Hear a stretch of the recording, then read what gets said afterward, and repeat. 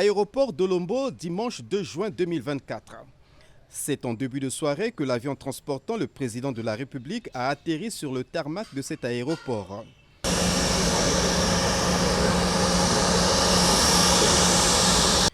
Denis Sassou Nguesso est salué à son arrivée par les corps constitués nationaux et départementaux. À Oyo, où il va séjourner, des contacts sont prévus entre le chef de l'État et les personnalités tant nationales qu'étrangères. Les sujets susceptibles d'être abordés couvrent un large éventail, allant de la diplomatie au social en passant par la politique et l'économie.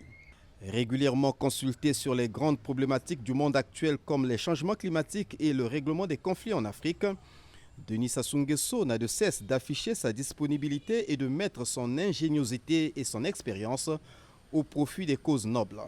Et le choix d'Oyo comme destination du reste à la convenance du président de la République lui-même tient certainement tout à la fois à la raison et au cœur du natif du bord de la Lima, ce fleuve dont les ondulations incessantes et paisibles, millénaires et éternelles, pourrait constituer une indéniable source d'inspiration pour Denis Sassou Nguesso et ses différents interlocuteurs.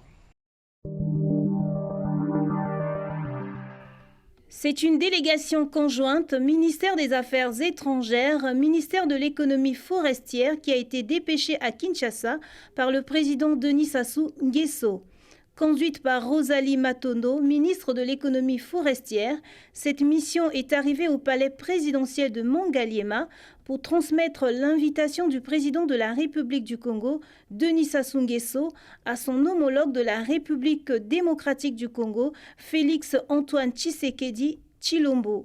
Invitation relative à la première conférence internationale sur l'afforestation et le reboisement qui aura lieu à Brazzaville du 2 au 5 juillet prochain. L'occasion a permis d'aborder au cours de cette rencontre les questions liées à la préservation de l'environnement, la gestion de nos forêts et à l'étroite coopération entre la République du Congo et la République démocratique du Congo. Nos relations doivent être étroites et son Excellence, Monsieur le Président Tshisekedi l'a rappelé.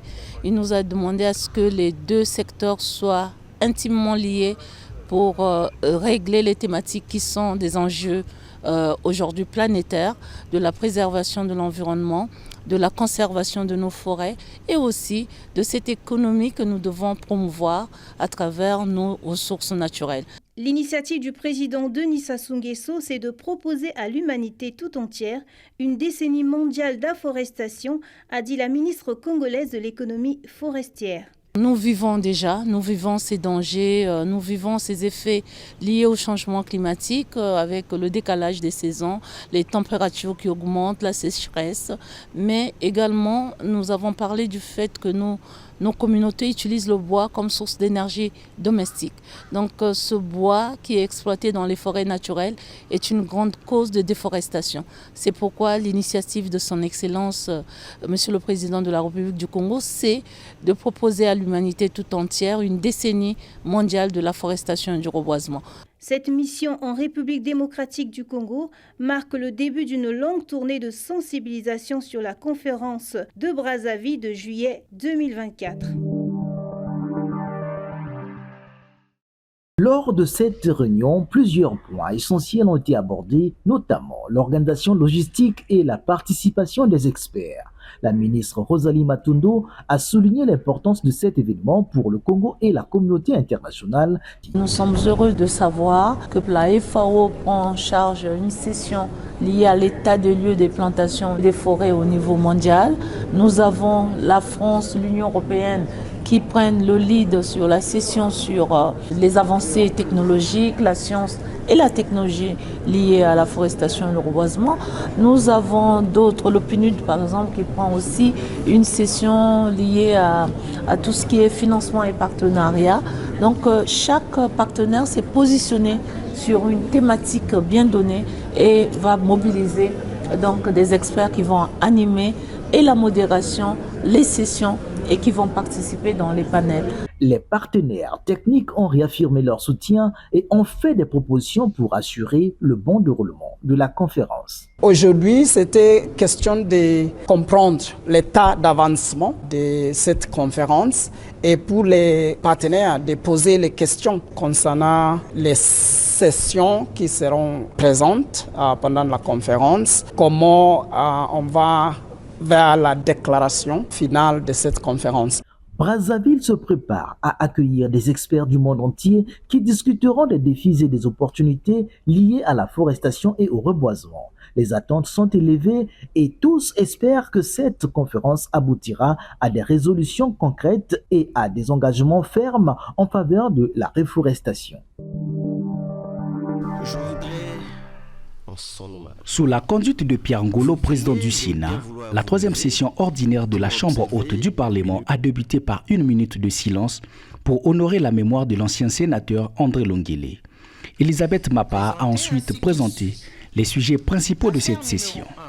Cela inclut un projet de loi pour créer l'Agence congolaise des affaires maritimes, un projet pour réglementer les jeux de hasard et d'argent, et un autre pour créer une autorité de régulation des jeux de hasard et d'argent. En application des dispositions des articles 117 de la Constitution et 66 du règlement intérieur du Sénat, la troisième session ordinaire administrative du Sénat qui s'ouvre ce dimanche 2 juin 2024 a été convoquée par décision numéro 13, /S/P/CAB du 27 mai 2024, la conférence des présidents du dimanche 26 mai 2024 a arrêté l'ordre du jour de la session à 16 affaires. Dans son discours d'ouverture, le président du Sénat a expliqué pourquoi cette session est importante. Monsieur le ministre d'État, vénérables sénateurs et chers collègues, très chers collaborateurs, mesdames, messieurs, la détermination que nous avons manifestée à prendre toute notre place dans la marche du Congo vers le développement nous impose une fermeté d'action et une recherche permanente de l'amélioration des performances. Une fois encore, nous sommes invités à nous pencher sur d'importants dossiers concernant la vie de la nation. En hommes et femmes de foyer de conviction, nous ne serons flancher devant l'immensité et la délicatesse de la tâche qui nous incombe. Nous devons donc faire l'effort qui nous élève à la hauteur des attentes de nos concitoyens. Ainsi, au cours de cette session, nous aurons à nous concentrer sur plusieurs objectifs prioritaires au regard de la réalité nationale. Pendant 70 jours, les sénateurs vont examiner en détail les 16 affaires pour les approuver ou les modifier. Nous annonçons le départ du vénérable président du Sénat. La Chambre des députés, sous la houlette du président de l'Assemblée nationale, Izo Mvuba, a ouvert le 2 juin les travaux de sa 6e session ordinaire administrative. Au début de son discours, le président de l'Assemblée nationale a rendu un vivant hommage à l'ancien sénateur de la Likwala et syndicaliste André Longuele. C'est le cœur en peine, habité par une vive émotion et une profonde douleur, que j'ai appris hier à l'aurore la disparition inopinée du vénérable André Longuele, une des grandes figures de la classe syndicale et politique de notre pays. Humble et affable, André Longuele fut un syndicaliste de renom, un cadre compétent de la territoriale, un ancien maire de Poto-Poto, un sénateur de talent, une des éminences du comité des membres d'honneur du Parti congolais du travail. Cet hommage a été marqué par 1 minute de silence. La session de juin compte 17 affaires, dont 3 propositions de loi. Je me réjouis de l'inscription au rôle de la présente session des propositions de loi devant désormais régir les secteurs de la sécurité privée, de l'architecture et du contrôle des stupéfiants et autres substances en République du Congo au moment où notre peuple fait face à la délinquance juvénile et au grand banditisme. Face au cri de cœur des Mondons qui remontent aux oreilles des députés, le speaker Isidore Mvouba appelle le gouvernement à l'action.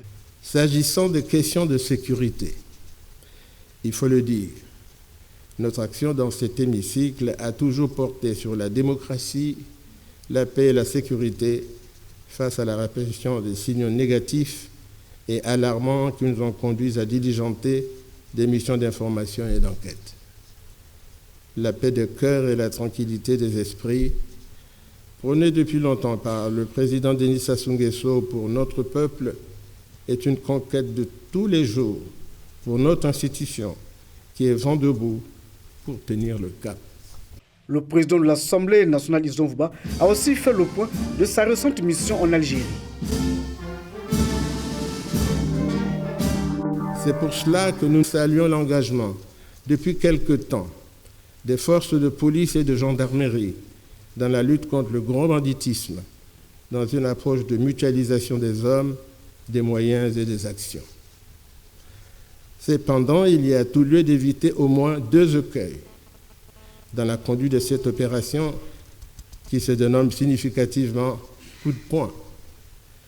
Le premier écueil serait de rendre l'opération éphémère, en trompe-l'œil, et le second de la révéler outrancière avec des excès et des bavures de toute nature. Au sujet de la question de la fourniture en eau et en électricité, la population se désole face aux pénuries et aux délestages qui perdurent. Nous invitons le gouvernement de la République et les gestionnaires des sociétés en charge de ces produits à faire montre de créativité, d'ingéniosité pour soulager la population qui gémit. Je salue l'intervention du président Denis Sassou Nguesso aux dernières assemblées annuelles de la Banque africaine de développement, la BAD, sur les réformes de l'architecture financière mondiale et l'évaluation plus juste des économies africaines. Ces assises de Nairobi, la BAD a annoncé s'investir davantage, améliorer au cours des prochaines années l'offre en électricité dans les pays du continent. Avec la reprise des vols de la société Eker, Mwanamboka, le Congo se réapproprie son espace aérien. Cette renaissance, fruit d'une forte volonté politique soutenue par d'énormes investissements, est à sauvegarder dans la durée. Un management approprié de ce fait attendu pour que les importantes infrastructures aéroportuaires de notre pays obtenues à coups de milliards soient rentabilisées. Au site de Mpili, dans la sous-préfecture de Luango, département du Kwilu, le développement du projet de sel potassique de Mbukumassi est palpable. Le ministre d'État, ministre des Industries minières et de la Géologie Pierre Oba, ainsi que le ministre du Développement industriel et de la promotion du secteur privé Antoine Nicéphore Fila de Saint-Eudes ont pu entre autres constater par eux-mêmes la construction de 2 puits, l'un principal pour l'extraction du minerai et l'autre auxiliaire pour le transport du personnel et du matériel. La station de congélation déjà fonctionnelle et sa fosse circulaire est à moins 30 degrés. Pour ne pas manquer d'énergie électrique, l'UN des mines a déjà érigé une station de transformation de 30 kV alimentant la base vie et le site minier. Sur près de 2000 emplois directs attendus, 500 ont déjà été créés au stade actuel du projet, à la satisfaction des jeunes de la localité. Je suis natif d'Mpili, je suis maçon, je travaille à Luyan. Aujourd'hui, on a des maisons qu'on a bénéficiées, on a aussi le boulot.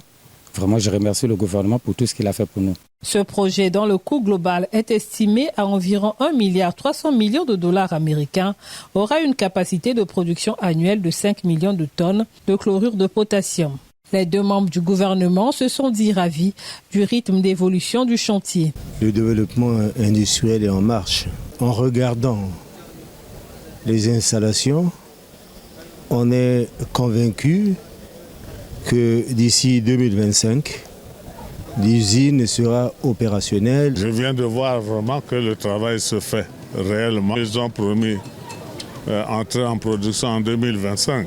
Nous sommes en train de répondre favorablement et positivement à l'appel du président en faveur de la jeunesse congolaise. À d'autres partenaires du Congo, le ministre d'État lance cet appel. Nous exhortons les autres partenaires qui ont aussi des projets avec nous, à suivre l'exemple de l'UN des mines pour que nous donnions pleine satisfaction à notre peuple, à nos populations. Rappelons que ce projet d'envergure qui permettra au Congo de booster son agriculture et d'exporter les sels de potasse a été lancé en juin 2023. À la faveur de cet atelier, le personnel soignant de l'hôpital de référence de Talangaï a été édifié sur plusieurs mécanismes nécessaires à la prise en charge des nouveau-nés après l'accouchement. Une manière pour le service de coordination des affaires médicales de cette structure sanitaire de renforcer la capacité des agents en matière de réanimation cardio-circulatoire chez les nourrissons et les patients adultes. Tous les praticiens œuvrant en salle de naissance, les sages-femmes, les médecins doivent être outillés à prendre en charge les nouveau-nés dès la première minute. C'est la minute la plus importante. La réanimation est un sujet très grave et très épineux. Donc, à travers ce séminaire, nous avons voulu aussi donner aux praticiens des outils pour mieux communiquer avec la population, pour lever tout le flou pour que la situation soit claire. Le personnel soignant ayant activement pris part à ce séminaire dit avoir bien assimilé les connaissances qui leur sont transmises. Ils nous ont montré qu'est-ce qu'il faut faire, quelles sont les mesures à prendre. Et devant un nouveau-né qui naît directement, qui ne pleure pas, il faut sectionner le cordon, il faut chercher à réanimer, il faut chercher des matériels pour ventiler l'enfant. Donc, il y a des mesures comme ça qu'on a prises. Au terme de cet atelier, quelques agents ont visité le service de maternité en pleine réhabilitation. Des travaux entrepris grâce au fonds du projet Kobikisa, un projet financé par la Banque mondiale pour renforcer le système sanitaire congolais. 3 jours ont suffi pour ces notaires venus d'Afrique de traiter des questions qui ont trait à leur profession. Des thématiques bien définies et s'adaptant justement aux réalités de chaque notariat ont permis à ces officiers publics de désormais réajuster leur corps de métier. Les notaires que nous sommes retrouvés en ces lieux pour nous abreuver à la source du notariat. Des thèmes que nous avons tous définis.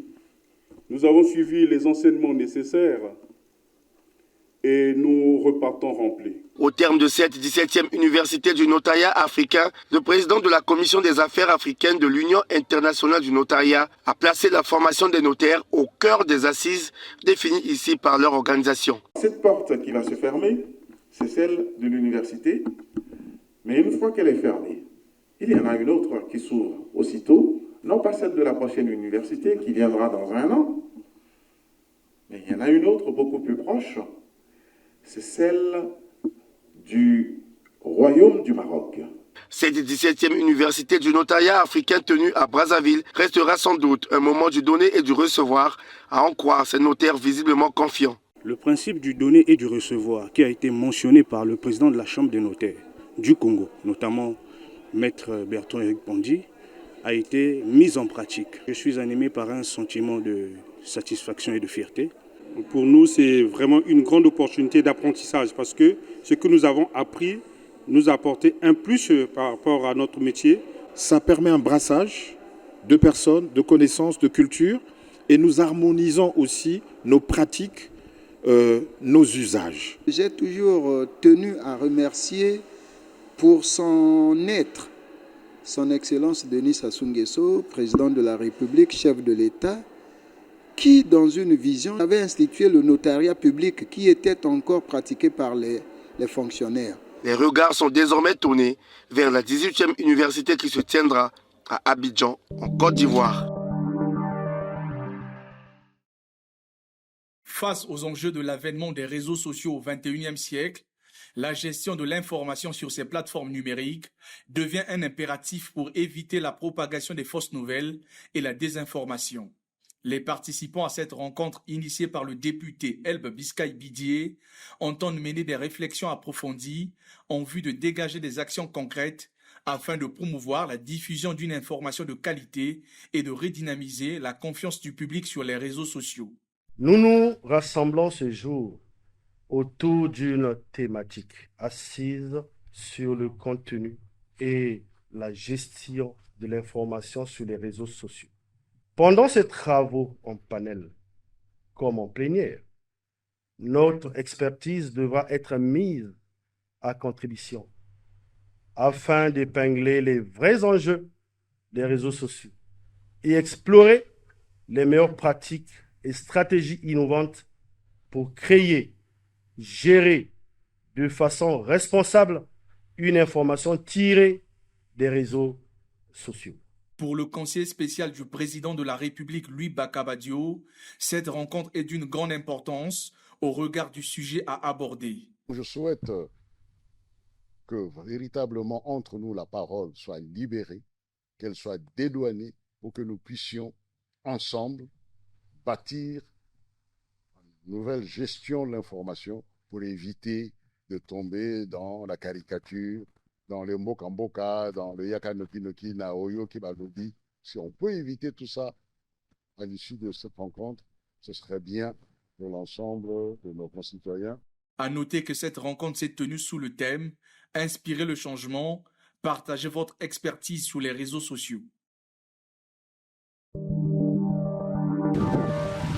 Ce sont cette affaire qui sont portées à l'examen des élus locaux du Kwilu à l'occasion de cette 4e session ordinaire dite administrative qui s'étendra sur 10 jours avec en toile de fond l'examen du projet portant création et organisation des marchés forains dans le département du Kwilu.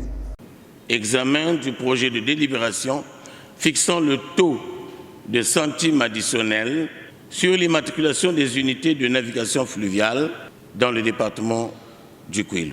Dans son mot d'ouverture, le vice-président du conseil départemental du Kwilu, représentant le président de cette assemblée locale empêchée, Oscar Tivika Sitou, a peint la situation socio-politico et économique mondiale préoccupante qui ne manque pas de répercussions sur les communautés locales.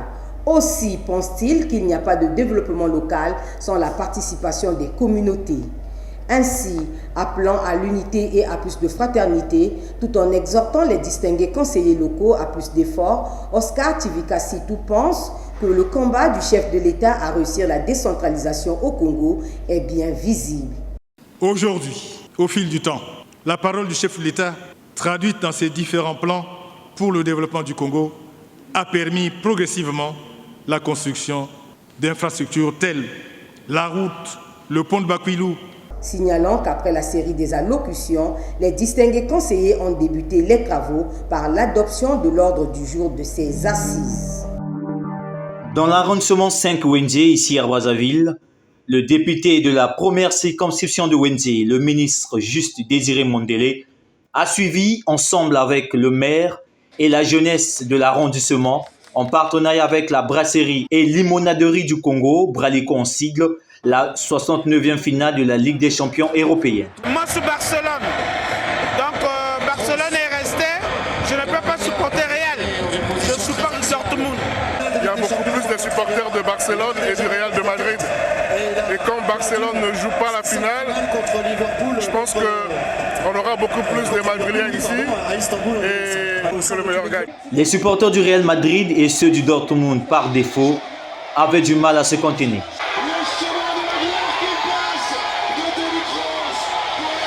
C'est une équipe qui montre bien que la cohésion, il ne suffit pas seulement de jouer en individualité, aussi l'esprit du groupe, l'esprit d'équipe peut être décisif dans des matchs aussi importants qu'une finale.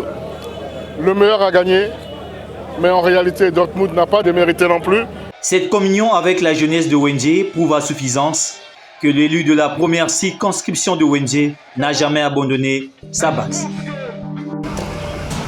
Des compétitions qui chassent d'autres au pôle tennis de Brazzaville. La dynamique imprimée par la Fédération congolaise de tennis avec ses partenaires est en pleine marche. Illustration avec la 2e édition du World Tennis Tour J30 prévue du 3 au 15 juin en cours. L'annonce a été faite par les organisateurs lors d'une conférence de presse. Nous avons 15 nations.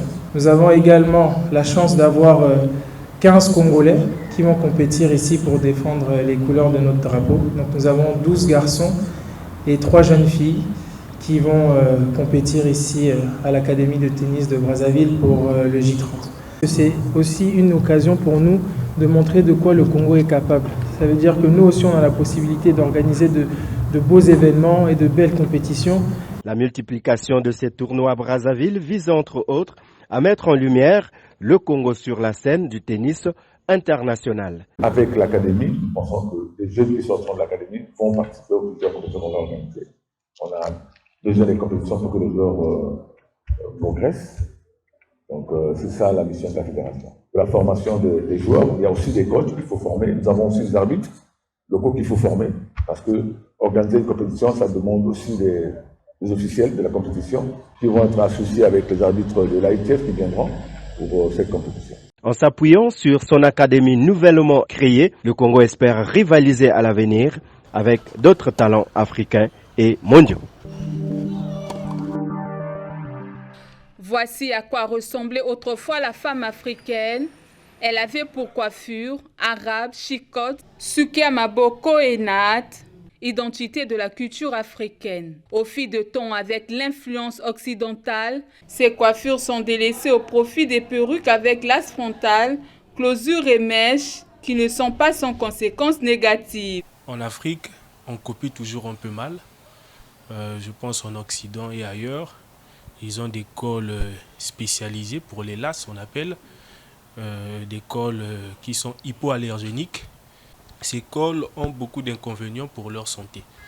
D'abord, cette colle obstrue les pores qui font passer l'oxygène, parce que notre peau aussi en a besoin, et notamment au contact du soleil avec la vitamine D3. Ces cols ne sont pas vraiment ce que nous utilisons ici au quotidien, ne sont pas très adaptés.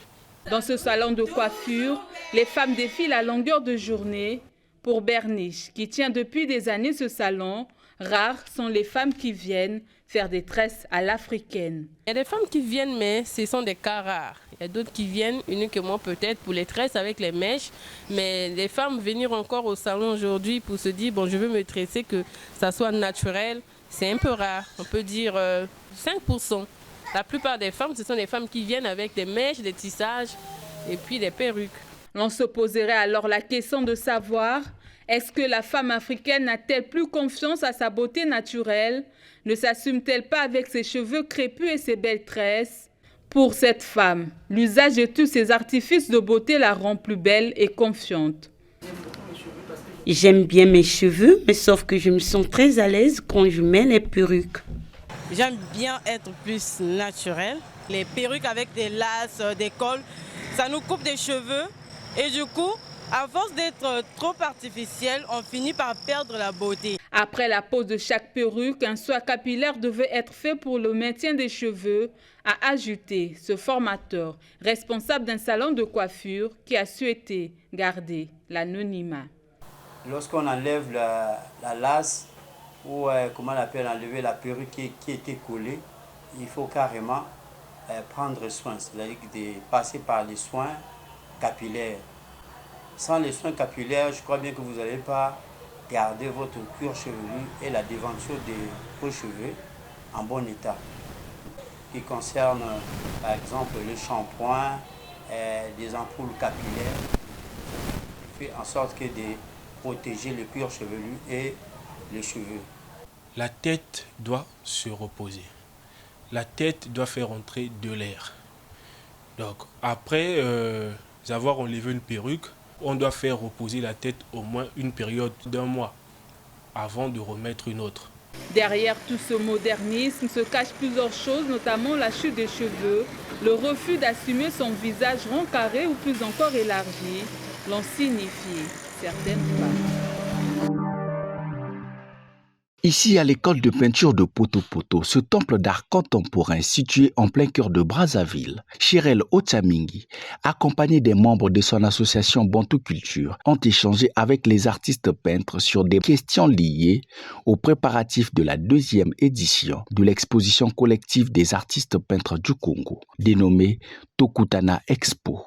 Le dit projet qui a pour principal objectif d'aider les artistes peintres qui œuvrent dans le sous-secteur de la peinture à se faire connaître et de créer un cadre d'échange professionnel. Après avoir édifié les artistes sur les modalités de l'appel à candidature fixé du 1er au 15 juin, s'en est suivi une visite guidée dans la galerie d'art de cette structure culturelle accompagnée des explications de Jacques Iloki. Comme vous voyez, ce genre de peinture, des couleurs cernées de noir, c'est né ici à l'école de peinture, c'est reproduit dans tout le monde entier. La deuxième édition de l'exposition collective des artistes peintres du Congo, initiée par l'association Bantou Culture, se déroulera du 4 juillet au 5 août 2024 à Brazzaville sous le thème « Jeunesse et tradition africaine ».